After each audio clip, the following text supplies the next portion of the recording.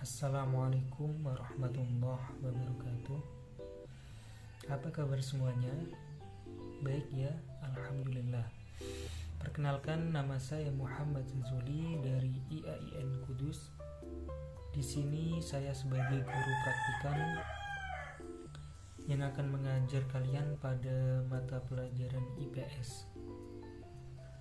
Sebelum pembelajaran kita mulai, alangkah baiknya kita membaca basmalah terlebih dahulu. Bismillahirrahmanirrahim. Silakan kalian simak materi dalam video berikut ini.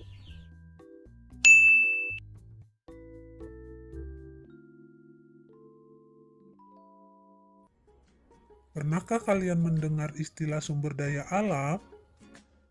Sumber daya alam adalah semua bahan yang ditemukan manusia dalam alam yang dapat dipakai untuk kepentingan hidupnya.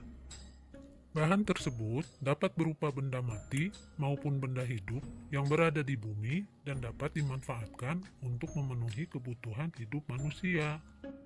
Jadi, apapun yang ada di alam yang dapat dimanfaatkan untuk memenuhi kebutuhan hidup manusia dapat dikatakan sebagai sumber daya alam. Yuk teman-teman, kita pelajari lebih lanjut tentang sumber daya alam. Oke, materi selanjutnya yaitu potensi sumber daya alam Indonesia yang terdiri dari berbagai macam bentuk seperti udara, tanah, air, hutan, dan tambang. Kali ini kita hanya akan membahas tentang potensi sumber daya udara, potensi sumber daya tanah, dan potensi sumber daya air.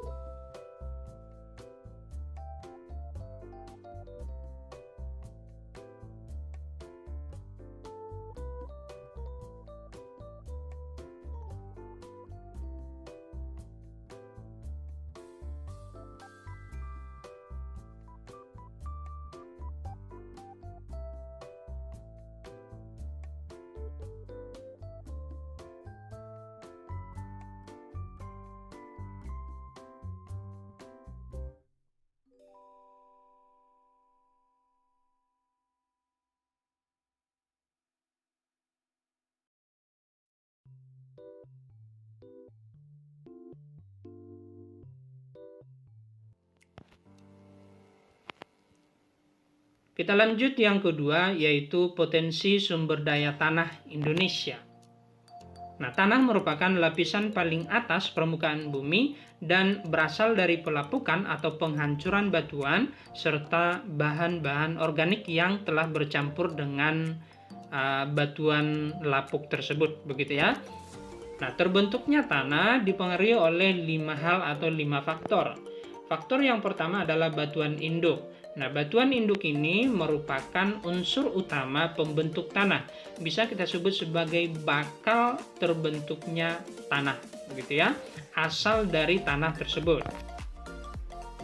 Lalu yang kedua adalah iklim. Nah, iklim ini mengakibatkan atau mempengaruhi pelapukan atau penghancuran dari batuan induk tersebut sehingga akan menjadi tanah, begitu ya. Secara umum, iklim ini yang menjadi bagian dari iklim tersebut maksudnya adalah tingkat curah hujan dan tingkat suhu ya. Suhu udara dan tingkat curah hujan itulah yang akan mempengaruhi pelapukan ataupun penghancuran batuan induk tersebut. Lalu yang ketiga adalah organisme. Organisme dalam hal ini akan membantu dalam proses pelapukan ataupun penghancuran dari batuan induk juga ya. Seperti berbagai jenis semut misalnya ataupun cacing tanah yang turut mempengaruhi proses cepatnya penghancuran batuan induk. Nah, lalu selanjutnya adalah topografi. Topografi ini kita artikan sebagai ketinggian tempatnya, di mana akan mempengaruhi pelapukan batuan induk juga. Jadi hubungan dari topografi ini atau ketinggian tempat ini adalah ke suhu udara. Kita tahu bahwa semakin naik atau semakin tinggi, maka suhu udara akan semakin berkurang ya. Nah, jadi perubahan suhu atau kondisi suhu yang dingin, kondisi suhu yang panas itu akan turut mempengaruhi pelapukan atau penghancuran batuan induk yang tadi ya. Yang terakhir adalah waktu ya atau usia batuan tersebut. Artinya apa? Bahwa semakin lama batuan tersebut akan semakin mudah melapuk atau semakin mudah hancur sehingga akan menjadi tanah. Nah, kelima faktor inilah yang akan mempengaruhi terbentuknya tanah. Nah, berbagai jenis tanah di Indonesia kita bisa lihat. Yang pertama ada jenis tanah aluvial atau sering juga disebut dengan tanah endapan, di mana tanah ini terbentuk dari hasil pengendapan air sungai di daerah yang lebih rendah. Ya, artinya sungai akan membawa lapisan tanah atas dari hulu sungai, dari lapisan atas begitu ya, membawa ke lapisan yang lebih rendah dan mengendapkannya, begitu ya. Nah, tanah aluvial kaya akan unsur hara sehingga bersifat subur dan cocok untuk tempat budidaya pertanian dan perkebunan. Biasanya terdapat di sekitar muara-muara sungai. Jenis tanah yang kedua adalah tanah vulkanis. Tanah vulkanis adalah tanah yang sudah bercampur dengan abu vulkanis yang berasal dari gunung api saat meletus, begitu ya. Nah, tanah vulkanis bersifat subur. Banyak kita temukan di lereng-lereng gunung berapi.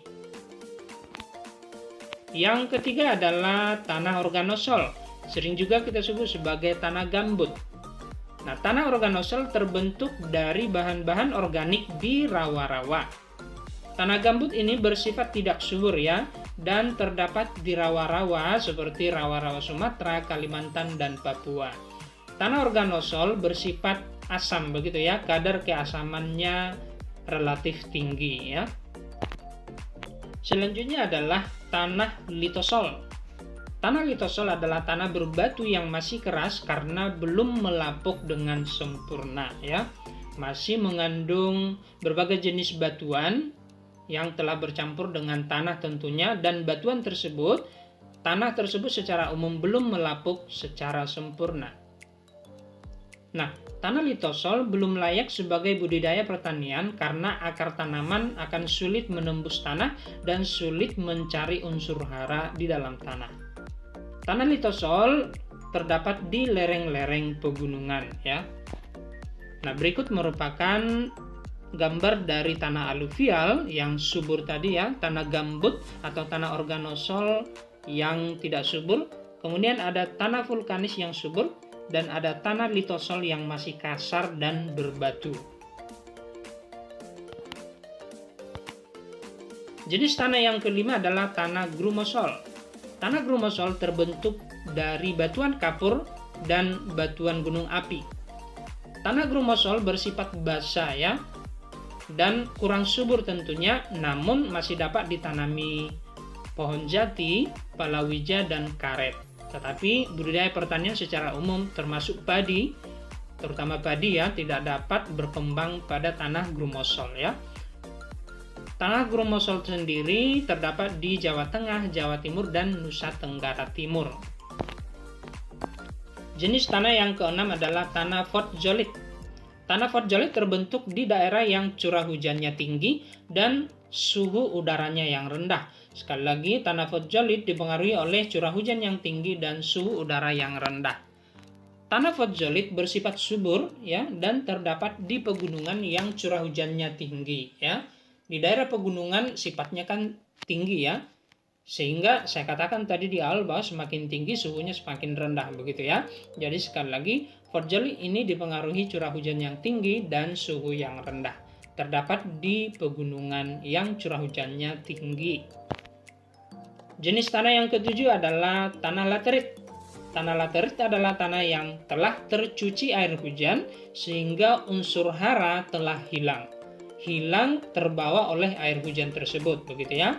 Nah, tanah ini tidak subur tentunya karena unsur haranya yang hilang. Nah, terdapat di daerah Kalimantan Barat, Lampung, Sulawesi Tenggara, dan Banten. Jenis tanah yang ke-8 adalah tanah pasir. Tanah pasir adalah tanah berpasir tentunya dan berkerikil ya. Sehingga secara umum tanah pasir ini memiliki butiran yang kasar.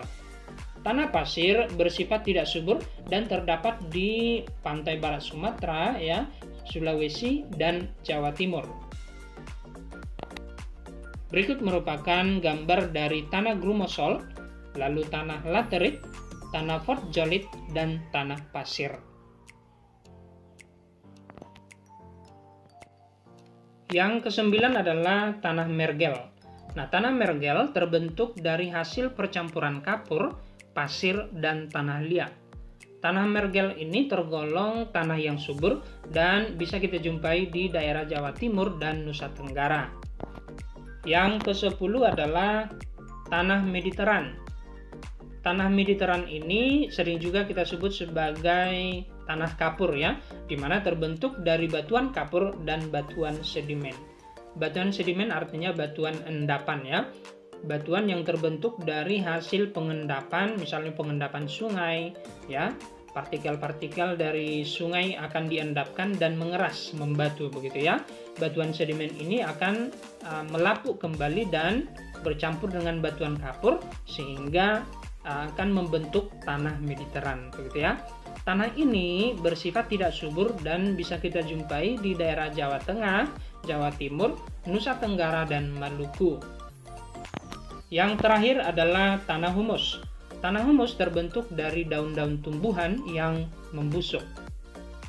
Tanah humus tentu bersifat sangat subur dan terdapat pada hutan-hutan yang lebat. Artinya daun-daun hutan tersebut yang bersifat lebat, sehingga daun tersebutlah yang akan membentuk tanah humus ini, begitu ya. Nah, berikut merupakan gambar dari tanah mergel, tanah Mediteran atau tanah kapur, dan tanah humus.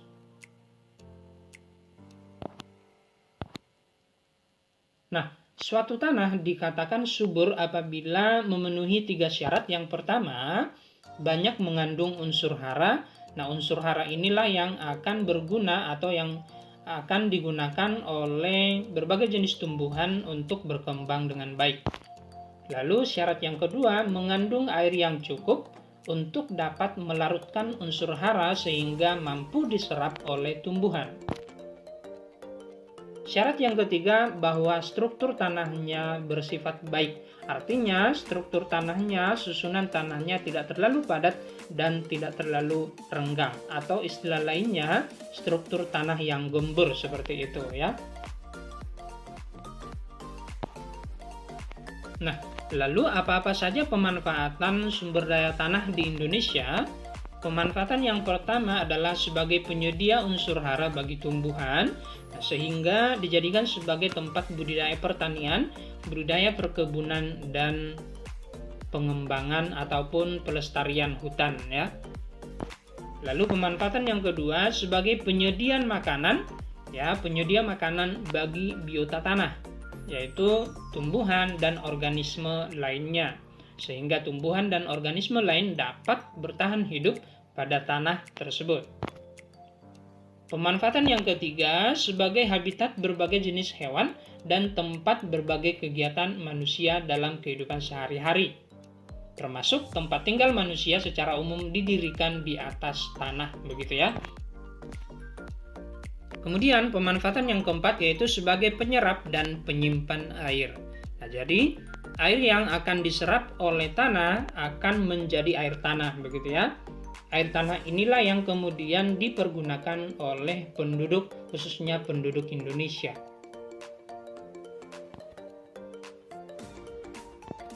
Yang kelima adalah sebagai barang ekonomi melalui kegiatan jual beli lahan atau kegiatan jual beli sebidang tanah. Secara umum di perkotaan harga tanah itu jauh lebih tinggi daripada di daerah desa, begitu ya. Karena apa? Karena persaingan untuk mendapatkan sebidang tanah di kota itu jauh lebih tinggi daripada persaingan di desa. Lalu yang keenam, sebagai bahan baku pembuatan industri batu bata dan industri gerabah yang kemudian dijual ya dan bernilai ekonomi tentunya ya. Batu bata sendiri berfungsi sebagai bahan konstruksi bangunan, sedangkan gerabah sendiri berfungsi sebagai alat-alat. Baik, mari kita mulai pembelajaran kita. Air merupakan sumber daya yang sangat dibutuhkan oleh makhluk hidup di muka bumi. Secara umum, banyaknya air yang ada di planet bumi ini sama, walaupun manusia, binatang, dan tumbuhan banyak menggunakan air ini untuk kebutuhan hidupnya. Jumlah air bersih sepertinya memang tidak terbatas, namun sebenarnya air mengalami yang namanya siklus hidrologi. Siklus hidrologi ini terbagi 3. Ada siklus pendek, yang mana air hujan jatuh di daerah permukaan laut. Siklus sedang, air hujan jatuh di daerah daratan.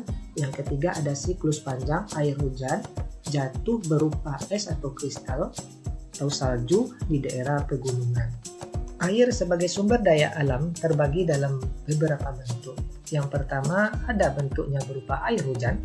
Yang dimaksud dengan air hujan adalah curahan air dari atmosfer sampai ke permukaan bumi, baik berbentuk cair maupun padat atau dalam bentuk es dan salju. Adapun tipe hujan, menurut jenisnya, hujan itu ada terbagi ke dalam 3 macam. Yang pertama ada hujan zenital, yaitu hujan yang terjadi karena udara permukaan yang naik akibat pemanasan matahari menjadi lebih dingin dan mengembun. Kemudian menjadi hujan yang turun tegak lurus dan biasanya terjadi pada siang hari. Makanya hujan zenital ini juga disebut biasanya hujan tengah hari. Sementara yang kedua, ada tipe hujan orografis. Hujan orografis ini merupakan hujan yang terjadi di daerah pegunungan. Hujan ini dapat terjadi karena adanya kenaikan udara yang mengandung uap air dari daerah lembah menuju ke atas karena dibawa oleh angin. Naiknya udara yang mengandung uap air ini ke atas pegunungan akan menyebabkan terjadinya penurunan suhu di atas gunung dan kemudian terkondensasi hingga pada akhirnya menyebabkan terjadinya hujan. Hujan ini dinamakan dengan hujan orografis. Tipe hujan yang ketiga ada hujan siklon atau hujan frontal. Hujan frontal atau hujan siklon adalah hujan yang terjadi karena diakibatkan adanya pertemuan massa udara yang panas dengan massa udara yang dingin. Karena perbedaan massa udara yang bertemu ini, maka terjadilah pendinginan secara mendadak sehingga terbentuklah kondensasi yang kemudian menjadi hujan frontal atau juga bisa disebut dengan hujan siklon. Sedangkan bentuk air yang kedua adalah sungai. Yang dikatakan dengan sungai adalah air tawar dari sumber alamiah yang mengalir dari tempat yang lebih tinggi ke tempat yang lebih rendah dan menuju atau bermuara ke daerah laut, danau, sungai yang lebih besar. Secara alami, sungai mengalir sambil melakukan aktivitas yang satu sama lain saling berhubungan. Aktivitas tersebut antara lain erosi, pengangkutan atau transportasi, dan pengendaman atau sedimentasi. Ketiga aktivitas tersebut tergantung pada faktor kemiringan daerah aliran sungai, volume air sungai, dan kecepatan aliran sungai. Adapun tipe sungai ada 3. Yang pertama adalah sungai hujan. Sungai hujan yaitu sungai yang sumber airnya berasal dari curah hujan, baik secara langsung maupun melalui mata air yang tersimpan di dalam tanah pada saat hujan berlangsung. Sementara sebagian sungai yang ada di Indonesia itu merupakan sungai hujan. Yang kedua ada sungai gletser. Yang dimaksud dengan sungai gletser adalah Sungai yang sumber airnya berasal dari pencairan salju yang terdapat di daerah lintang tinggi atau pegunungan tinggi yang tertutup oleh salju, ya, seperti gambar di sini. Contoh sungai gletser yang ada di Indonesia adalah yang terdapat di sekitar Puncak Jaya Wijaya, Papua. Yang ketiga, tipe sungainya adalah sungai campuran. Yang dimaksud dengan sungai campuran adalah sungai yang sumber airnya berasal dari air hujan dan pencairan salju atau es. Sungai campuran di Indonesia juga terdapat di bagian hilir sungai Memberamo yang ada di Papua. Ini merupakan contoh gambar dari sungai campuran. Selanjutnya, bentuk air yang ketiga adalah danau. Yang dikatakan dengan danau adalah sebuah perairan tenang yang menempati sebuah cekungan yang ada di daratan. Danau merupakan perairan yang tidak mengalir atau hanya membentuk sebuah bendungan. Adapun tipe danau, yang pertama ada danau tektonik, yaitu merupakan danau yang tercipta karena penurunan atau pemerosotan permukaan tanah sehingga menjadi cekung. Cekungan ini tercipta dan terisi oleh air hujan, mata air maupun air sungai sehingga menjadi danau. Contoh danau tektonik di Indonesia adalah Danau Singkara. Ini merupakan gambar Danau Singkara yang ada di Sumatera Barat. Danau yang kedua adalah danau vulkanik. Yang dikatakan dengan danau vulkanik adalah danau yang terjadi karena peristiwa vulkanisme atau letusan Gunung Merapi yang menyebabkan adanya cekungan di puncak gunung berupa kepunden yang kemudian tertutupi oleh lava yang kedap air di dasar kepunden tersebut. Daerah kepunden yang kedap air itu kemudian digenangi oleh air hingga disebut danau vulkanik. Ini merupakan contoh danau vulkanik, yaitu Danau Gunung Kelimutu yang ada di Pulau Flores, Nusa Tenggara Timur. Tipe danau yang ketiga adalah danau tektovulkanik. Yang dimaksud dengan danau tektovulkanik adalah danau yang terjadi karena gerakan tektonik atau gerakan bumi dan kegiatan vulkanisme atau kegiatan meletusnya gunung berapi. Pada awalnya, danau terjadi karena letusan gunung api, kemudian mengalami pemerosotan oleh gerakan tektonik atau gerakan bumi, sehingga di bagian tubuh gunung terjadi cekungan patahan di puncak gunungnya. Salah satu contoh danau tektovulkanik adalah Danau Toba dan Danau Rano. Ini merupakan gambar Danau Toba yang terkenal di Sumatera Utara. Adapun tipe danau yang keempat adalah Danau Kas atau Danau Kapur. Seperti gambar yang kita lihat ini merupakan pegunungan kapur. Jadi, yang dimaksud dengan Danau Kas adalah danau yang terdapat di daerah kapur di antara bukit-bukit kapur yang berbentuk kubah. Danau Kas terbentuk karena di bagian bawah dasar daerah kapur yang berbukit-bukit terdapat lapisan tanah merah yang tebal sehingga tidak tembus air. Air yang masuk ke daerah kapur ini tergenang sehingga membentuk danau yang disebut dengan Danau Kas. Salah satu contohnya danau-danau yang ada di pegunungan Pulau Seribu. Selanjutnya, tipe danau yang kelima ada danau buatan. Yang dimaksud dengan danau buatan adalah danau yang terjadi karena adanya aliran air yang tertimbun baik secara alami maupun buatan manusia. Danau buatan juga disebut dengan istilah waduk. Salah satu contoh danau buatan yang ada di Indonesia adalah Danau Jatiluhur dan Danau Kayangan Pekanbaru. Ini merupakan gambar dari Danau Kayangan yang ada di Provinsi Riau, tepatnya di daerah Pekanbaru. Selanjutnya kita membahas air sebagai sumber daya alam. Bentuk yang keempat yaitu rawa. Yang dikatakan dengan rawa adalah genangan air secara alamiah yang terjadi secara terus-menerus atau musiman akibat drainase alamiah yang terhambat serta mempunyai ciri-ciri khusus secara fisik, kimiawi, dan biologis. Adapun jenis rawa, yang pertama ada rawa air tawar, yang mana Yang dimaksud dengan rawa air tawar adalah rawa yang berisi air tawar, yang mana rawa ini tidak mengalami pergantian air. Rawa ini umumnya banyak terdapat di daerah pedalaman dan di sekitar aliran sungai-sungai besar yang ada di dalam hutan. Selanjutnya ada jenis rawa air payau. Yang dimaksud dengan jenis rawa air payau adalah rawa yang berisi campuran air asin dan air tawar, yang mana jenis rawa ini banyak terdapat di sekitar muara sungai yang dipengaruhi oleh pasang surutnya air laut. Ini merupakan contoh gambar dari rawa air laut. Yang ketiga ada rawa air asin. Yang dimaksud dengan rawa air asin adalah rawa yang berisi air laut, yang mana rawa ini banyak terdapat di kawasan pantai yang terkena pengaruh pasang surut air laut. Dan di rawa ini biasanya banyak terdapat hutan bakaunya. Selanjutnya, air sebagai sumber daya alam.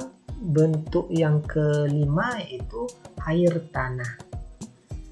Yang dimaksud dengan air tanah adalah air yang tersimpan dan mengalir di permukaan bumi atau tanah yang dapat digunakan untuk keperluan makhluk hidup.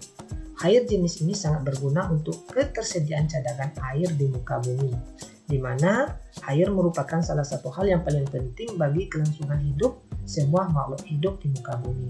Tanpa adanya air, mustahil makhluk hidup akan tetap bertahan. Seperti yang kalian lihat pada gambar ini merupakan gambar air tanah. Sedangkan jenis air tanah, yang pertama ada jenis air tanah dangkal atau air tanah kritis. Yang dimaksud dengan air tanah dangkal adalah air tanah yang terletak di atas lapisan kedap air tidak jauh dari permukaan tanah. Air kritis ini sangat dipengaruhi oleh resapan air di sekelilingnya. Ini merupakan gambar air tanah dangkal. Pada musim kemarau, jumlah air kritis atau air tanah dangkal akan berkurang. Sebaliknya, pada musim penghujan atau musim hujan, jumlah air kritis atau air tanah dangkal ini akan bertambah. Air kritis dapat diambil melalui sumur atau mata air. Jadi air kritis atau air tanah dangkal dapat diambil melalui sumur. Contohnya seperti gambar ini. Ini merupakan air tanah dangkal. Air tanah yang kedua adalah air tanah dalam atau air artesis. Yang dimaksud dengan air tanah dalam atau air artesis adalah air tanah yang terletak jauh di dalam tanah, yang mana terletak di antara dua lapisan batuan. Ini batuan yang pertama dan ini batuan yang kedua. Dua lapisan batuan kedap air, yang mana lapisan kedap air ini dinamakan dengan lapisan akuifer. Lapisan tersebut dapat menampung banyak air. Jika lapisan kedap air retak, secara alami air akan keluar ke permukaan. Air yang mengalir dan memancar ke permukaan disebut dinamakan air artesis atau mata air artesis. Dan air artesis ini bisa didapatkan melalui pengeboran. Bentuk air selanjutnya adalah berupa laut. Yang dikatakan dengan laut adalah merupakan kumpulan air asin yang banyak dan luas di permukaan bumi dan tersambung dengan samudra, terpisah atau terhubung dengan suatu benua dengan benua lainnya dan atau pulau dengan pulau lainnya. Air laut tersusun atas campuran 96,5% air murni dan 3,5% material lainnya seperti garaman, gas terlarut, bahan organik, serta partikel tak terlarut.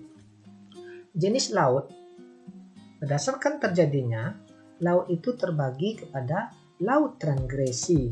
Yang dimaksud dengan laut transgresi yaitu laut yang terjadi karena dataran rendah yang digenangi oleh air laut. Contoh laut transgresi adalah Laut Jawa,